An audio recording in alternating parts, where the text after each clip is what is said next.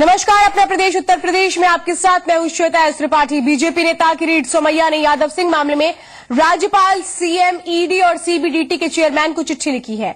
BJP नेता किरीट सोमैया ने यादव सिंह मामले में एसआईटी जांच की मांग की है। किरीट सोमैया ने कहा है, यादव सिंह मामले की जांच एसआईटी करे। किरीट सोमैया की मांग है, हाईकोर्ट की निगरानी में एसआईटी बने और वो इस मामले की जांच करे।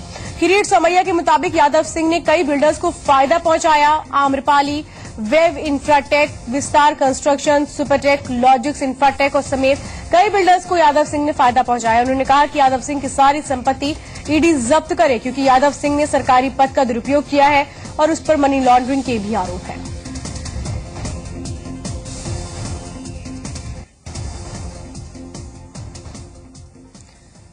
बीजेपी नेता डॉक्टर किरीट सोमैया ने यादव सिंह मामले को लेकर राज्यपाल, मुख्यमंत्री, ईडी और सीबीडीटी के चेयरमैन को पत्र लिखा है। इस पत्र में किरीट सोमैया ने यादव सिंह को लेकर कई आरोप लगाए हैं और मांग की है कि इस मामले की जांच के लिए एसआईटी बनाई जाए, जिसकी निगरानी हाईकोर्ट करे।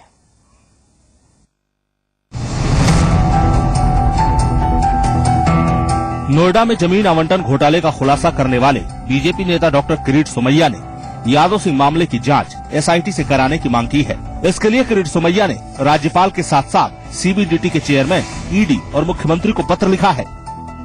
इस पत्र में सोमैया ने लिखा है कि उन्होंने नवंबर 2011 में ही यादव सिंह के बारे में खुलासा किया था और विभिन्न अथॉरिटीज में शिकायत की थी। सोमैया ने मांग की है कि आयकर विभाग इस मामले में निर्णायक कदम उठाए और यादव सिंह के जरिए फायदा उठाने वाले लोगों की पड़ताल भी की जाए। सोमैया के मुताबिक ये मनी लॉन्ड्रिंग से जुड़ा स्पष्ट केस है। पद का दुरुपयोग करने का भी मामला है। इसकी जांच हाईकोर्ट के तहत एसआईटी द्वारा होनी चाहिए। इतना ही नहीं, किरीट सोमैया ने अपने पत्र में उन कंपनियों के नाम भी लिखे हैं जिनके बारे में सोमैया का आरोप है कि इन्हें यादव सिंह ने फायदा पहुंचाया है। ये कंपनियां हैं web infotech, Amrapali builders, Supertech limited, logics infrastructure, विस्तार कंस्ट्रक्शंस। इतना ही नहीं, सोमैया ने कुछ कंपनियों की लिस्ट भी जारी की है जो यादव सिंह और उसके परिवार से संबंधित बताई जा रही है। किरीट सोमैया ने इन कंपनियों की संपत्ति, निवेश, संपर्क और यादव सिंह से जुड़े इन कंपनियों के हितों की जांच कराने की मांग की है। इनमें एसएनपी टेक्नोलॉजी का ताल्लुक यादव सिंह के बेटे सनी यादव से, केएस अल्ट्राटेक का ताल्लुक उसकी बेटी करुणा यादव से, चाहत टेक्नोलॉजी और न्यू एरा सॉफ्टवेयर का ताल्लुक गरिमा यादव से और यादव सिंह की पत्नी कुसुम लता का ताल्लुक क्विक इंफोटेक सॉल्यूशन और हिट्स की क्रिएशन से होना बताया गया है। चाहत टेक्नोलॉजी कंपनी और कुसुम गारमेंट्स कंपनी के बारे में भी किरीट सोमैया ने आरोप लगाए हैं। अनुराग चड्ढा, जी मीडिया, दिल्ली। हम आपको याद दिला दें कि बीजेपी सांसद किरीट सोमैया ने 2011 में ही यादव सिंह के काले कारनामों का खुलासा कर दिया था, लेकिन जांच एजेंसियों ने यादव सिंह के काले कारोबार पर गौर नहीं किया। जी मीडिया संवाददाता अनुराग चड्ढा ने किरीट सोमैया से एक्सक्लूसिव बातचीत की है। किरीट सोमैया जी हमारे साथ उनसे हम बात करते हैं। सर, यादव सिंह की जो सल्तनत है उस पर आपने पूरी तरह से नजर रखी हुई है और आपने गवर्नर साहब को भी लेटर लिखा है। क्या अपडेट आपके पास इस बारे में है और जिस तरीके से चुप्पी साधी हुई है यूपी गवर्नमेंट ने, उसको किस नजर से देखते हैं आप? आखिर में मुझे उत्तर प्रदेश के राज्यपाल से बात करनी पड़ी। राम नाईक जी को मैंने विनती की है कि उत्तर प्रदेश की जनता के साथ में धोखा है। कुछ बड़े बिल्डर्स को पहले मायावती के भाई ने और अब मुलायम जी के सुपुत्र ने ये एडजस्ट और एकोमोडेट करने के लिए यादव सिंह जैसे, जिसको हम पावर ब्रोकर और पावर ब्रोकर इंजीनियर कम ऑफिसर, हमारी मांग है कि एसआईटी बिठाओ, स्पेशल इन्वेस्टिगेशन टीम, लेकिन न्यायालय के अंतर्गत, और इसकी पूरी निष्पक्ष जांच हो। सर, जिस तरीके से बोगस कंपनियों का खेल यादव सिंह ने खेला, आपको लगता नहीं कि यूपी गवर्नमेंट द्वारा भी एक जांच होनी चाहिए, नोएडा अथॉरिटी द्वारा भी एक जांच होनी चाहिए कि आखिर एक चीफ इंजीनियर इतना पावरफुल कैसे हो गया और किस तरह से बोगस कंपनी के नाम पर खेल खेल रहा है? देखो, मुझे लगा था कि मायावती के बाद में अखिलेश जी मुख्यमंत्री बने तो वहां कुछ न्याय मिलेगा, लेकिन वह भी वही कर रही थी सरकार। इसके लिए निराश होकर हम शांत बैठ गए। अब ये जब मामला बाहर आया है तो मेरी मांग है कि पूरी तरह से राज्यपाल जी भी इसमें ध्यान दे। मुख्यमंत्री अगर कहे हिम्मत है तो एसआईटी द्वारा जांच होनी चाहिए। ईडी को भी सर आपने कोई लेटर लिखा है इससे संबंधित? सर, हमने ईडी को भी कहा है और इनकम टैक्स को भी कहा है, मैंने SIT जो काले धन की बनी है उनको भी प्रार्थना की है कि इस विषय में जांच हो। तो दिल्ली से कैमरामैन जय के साथ अनुराग चड्ढा, जी मीडिया। यादव सिंह के मुद्दे पर मुख्यमंत्री अखिलेश यादव ने कहा है कि उन्होंने कार्रवाई की है। साथ ही उन्होंने कहा कि एजेंसियां मामले की जांच कर रही हैं।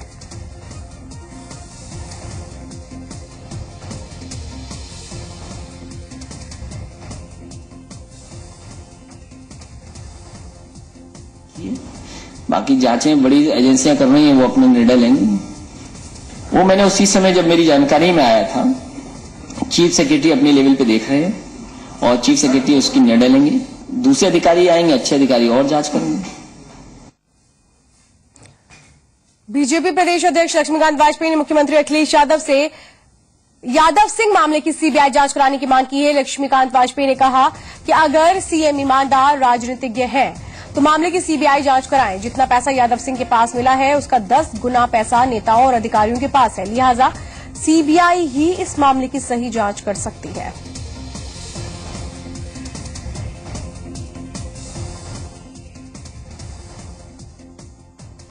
कोर्ट में भी एक याचिका दाखिल कर दी गई है इस मामले की सीबीआई जांच की। आप लोग पहले से ही आवाज उठा रहे थे कि इसकी सीबीआई जांच होनी चाहिए। आपको लग रहा है कि अब सीबीआई जांच ही एक रास्ता? भारतीय जनता पार्टी के अलावा यादव सिंह प्रकरण पर उत्तर प्रदेश का और केंद्र का कोई राजनीतिक दल नहीं बोला है।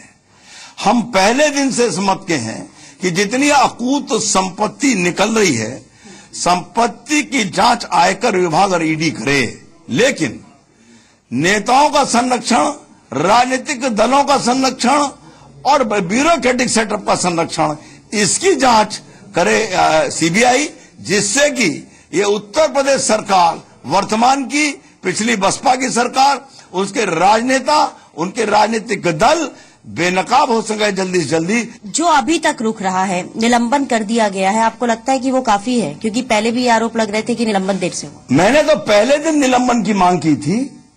11 दिन तक किसका इंतजार किया, और पहले दिन में और 11वें दिन में कौन से नए तथ्य आ गए जो मुख्यमंत्री ने इतना विलंब करके उसको निलंबित किया है। मेरा आरोप है कि उसको निलंबित ना करके उसको दफ्तर में जाने का अधिकार देकर तथ्यों को मिटाने का इन्होंने समय दिया है सरकार ने। आयकर विभाग ने नोएडा अथॉरिटी से यादव सिंह, उसकी पत्नी और करीबियों से जुड़ी 25 कंपनियों को हुए आवंटन की जानकारी मांगी है।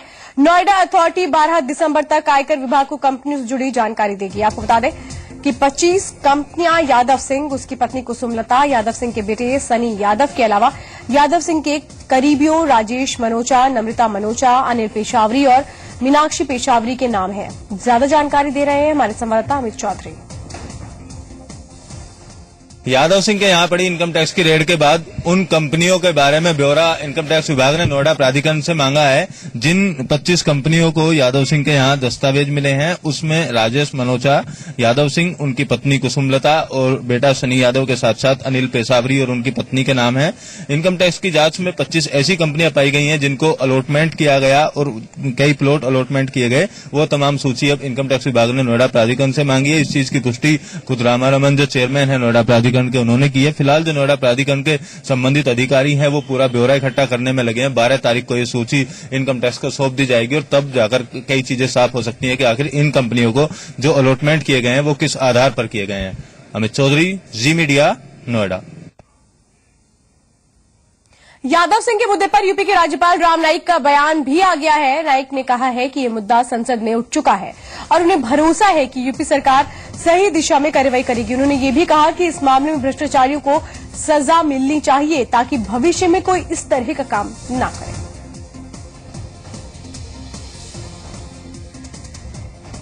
यह विषय संसद में उठाया गया है और संसद में उसका उत्तर भी दिया गया है कि ये राज्य सरकार का विषय है और मैं ऐसा मानता हूं कि राज्य सरकार इसके बारे में जांच करके उचित निर्णय करेगी। उन्होंने ये कहा है कि अब और कुछ अधिकारियों को उन्होंने निलंबित किया है और ये प्रक्रिया पूरी होने के बाद केंद्र सरकार से चर्चा करके वह उनके दृष्टि से जो इंक्वायरी है, जांच है, वो करेंगे। कानपुर और उन्नाव के बीच करीब 14 सालों से लंबित पड़ी ट्रांसगंगा परियोजना का शिलान्यास हो गया है। यूपी के मुख्यमंत्री अखिलेश यादव ने इसकी आधारशिला रखी है और कहा है कि इस परियोजना के तैयार होने से यहां औद्योगिक विकास होगा। इस मौके पर यूपी के मुख्यमंत्री अखिलेश यादव ने गंगा को समाजवादी बताया। उनके मुताबिक गंगा किसी एक धर्म की नहीं है बल्कि सभी की है। अखिलेश यादव ने केंद्र पर भी हल्ला बोला और कहा कि गंगा को स्वच्छ करने की बात कही है, लेकिन गंगा कितनी साफ हो सकेगी ये आने वाले वक्त में ही पता चलेगा।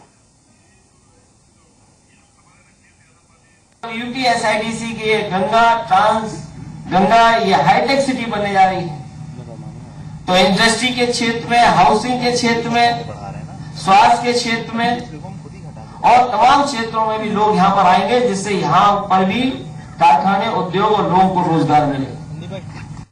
कुछ लोग कुछ भी कह देते हैं और मैंने इसलिए समाजवादी कहा है गंगा को। लोग धार्मिक कह रहे हैं, धार्मिक रूप दे रहे हैं इसका कि गंगा केवल एक धर्म की है, लेकिन हम समाजवादी लोगों ने कहा ये गंगा समाजवादी है। और समाजवादी इसलिए कहा, इसके किनारे जितने भी शहर बसे हैं हर जात धर्म के लोग रहते हैं और जिनके खेतों में पानी जाता है वो हर जात धर्म के हैं। तो कुछ लोग धर्म से जोड़ रहे हैं, हम समाजवादी लोग जनता से जोड़ने का काम कर रहे हैं क्योंकि ये समाजवादी है। 14 वर्ष के वनवास को खत्म करते हुए सूबे के मुख्यमंत्री अखिलेश यादव ने आज आखिरकार सूबे की सबसे अत्याधुनिक, सबसे हाईटेक कॉमर्शियल और डोमेस्टिक टाउनशिप योजना ट्रांस गंगा का शिलान्यास कर ही दिया। इस योजना के अमल में आ जाने के बाद न सिर्फ सूबे में इंडस्ट्रियल डेवलपमेंट बढ़ेगा, बल्कि स्मार्ट सिटी की तरफ भी एक नई सिटी डेवलप हो पाएगी। उन्नाव से कैमरा पर्सन पीयूष कुमार के साथ ब्रजेश श्रीवास्तव, जी मीडिया। औरैया में गेल के पाता प्लांट से ट्रक लूटने के अब तक एक के बाद एक 11 मामले सामने आ चुके हैं, जिससे गेल प्रशासन के साथ ही पुलिस भी सकते में है। दरअसल पिछले 6 माह में प्लास्टिक दानों से भरे 11 ट्रकों को लुटेरों ने लूट लिया, जिसमें से 2 ट्रकों के ड्राइवरों की हत्या कर दी गई, जबकि बाकी ट्रकों के ड्राइवर अलग अलग जगहों पर बंधे हुए मिले, जिनकी रिपोर्ट दर्ज कराई गई है। हालांकि पुलिस इलाके में पेट्रोलिंग का दावा कर रही है, लेकिन लगातार घट रही घटनाओं ने हर किसी की चिंता बढ़ा दी है। पुलिस के अधिकारियों के मुताबिक ट्रक लूटने वाले गिरोह में काफी लोग शामिल हो सकते हैं। उधर ट्रांसपोर्टर्स का कहना है कि औरैया में बढ़ती वारदातों से उन्हें काफी घाटा उठाना पड़ रहा है। ड्राइवर हैं, ट्रक ड्राइवर हैं, ट्रक लेके यहाँ आए हैं पाता प्लांट के लिए अंदर भरने के लिए प्लास्टिक दाना। हमारे प्लास्टिक का दाना की गाड़ी 11 गायब हो गई है। प्लास्टिक का दाना लेके जाने से बहुत खतरा की चीज है। ये हम भरने के बाद में रात को 8 बजे के बाद में हमने लोग चलते हैं। क्यों नहीं चलते हैं? इसलिए नहीं चलते हैं कि हमारे को बहुत डर लगता है और दिन में हम लेके जाते हैं तो भी हम छाती पर पत्थर रख के लेके जाते हैं। अभी तक हम लोगों के पास जो सूचनाएं आई हैं उनमें पूरे अभी जनपद में इस वर्ष जो है 6 मामले ऐसे आए हैं जो हम लोगों के पास प्लास्टिक दाना के ट्रक गायब करने के संबंध में आए हुए हैं। 2 मामलों में जो है ड्राइवर की डेड बॉडी मिली, उसमें जो है उसको भी हम लोगों ने गहनता से लेकर कार्रवाई की है। और ज्यादातर वारदातें NS2 में हुई हैं। तो NS2 में कहीं रात में सुनसान जगह देख करके डेड बॉडी फेंकने की बात आई, तो अभी 2 डेड बॉडी जो मिली है एक ही जगह पर मिली है। जी संगम की खबर का असर हुआ है। रामपुर में बन रहे पुल के बीम टूटने के मामले में परियोजना प्रबंधक समेत 3 अफसरों को सस्पेंड कर दिया गया है। साथ ही निर्माण की सामग्री के सैंपल जांच के लिए भेजे गए हैं। जी संगम ने यह खबर प्रमुखता से दिखाई थी, जिसके बाद अब एक्शन लिया गया है। रामपुर में बन रहे पुल के बीम टूटने के मामले में परियोजना प्रबंधक समेत 3 अफसरों को सस्पेंड कर दिया गया है। साथ ही निर्माण की सामग्री के सैंपल की जांच के लिए भेजा गया है। विवेक तिवारी हमारे साथ है, जी मीडिया संवाददाता। विवेक, ये बताइए कि जो 3 अफसर हैं इनको तो सस्पेंड कर दिया गया है, सैंपल के लिए भेज दिया गया है जो सामग्री वहां की, लेकिन अहम सवाल तो यही है कि आगे इस तरह से कुछ ना हो, इसको लेकर कैसे सुनिश्चित किया जाएगा पूरा मामला? देखिए, अभी तो ये जो चीजें सामने आई है, 2 बीमें टूटने की घटना दिखाई है जी संगम ने, लेकिन जिस जगह से कुछ और आगे एक और बीम टूटी है और वो बता रहे हैं कि वो पानी में बह गई है। अभी इसकी तस्दीक होनी बाकी है, लेकिन कुछ हिस्से को बताया गया, कुछ हिस्से को छिपाया गया है। 3 लोग सस्पेंड हुए। इसमें DK गुप्ता है जो परियोजना प्रबंधक है, निर्मल दास असिस्टेंट इंजीनियर और अवनीश आर्या ये जेई हैं। इन 3 लोगों को सस्पेंड किया गया है। जो निर्माण सामग्री है उसकी दो तरह से उसकी जांच कराई जा रही है। एक तो क्वालिटी कंट्रोल खुद सेतु निगम का है, दूसरा कुछ निजी संस्थाएं हैं वो भी लैब में जांच करती हैं, उनसे भी जांच कराई जा रही है। और इंक्वायरी, एक हाई लेवल इंक्वायरी सेटअप की गई है इस मामले में, और दोषी पाए जाने पर इन तीनों अफसरों से ही जो नुकसान हुआ है उसकी वसूली इनकी तनख्वाह से की जाएगी। इस बारे में भी निर्देश दिए गए हैं कि अगर ये पाया जाता है कि इनकी लापरवाही से वाकई में ये कुछ हुआ है, गड़बड़ हुई है, तो जो नुकसान हो रहा है वो उस नुकसान की भरपाई इन लोगों की सैलरी से कराई जाएगी।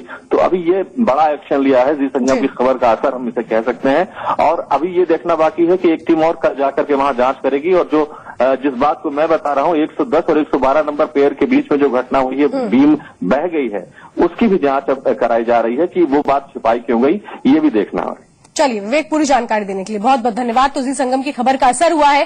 रामपुर में बन रहे पुल के बीम टूटने के मामले में परियोजना प्रबंधक समेत 3 अफसरों को सस्पेंड कर दिया गया है। साथ ही निर्माण की सामग्री के सैंपल जांच के लिए भेजे गए हैं। जी संगम ने इस खबर को प्रमुखता से दिखाया था, जिसके बाद अब ये एक्शन लिया गया है। और अगर ये दोषी पाए जाते हैं तो फिर जो नुकसान हुआ है उसकी भरपाई इनकी सैलरी से की जाएगी। इस बुलेटिन में इतना ही।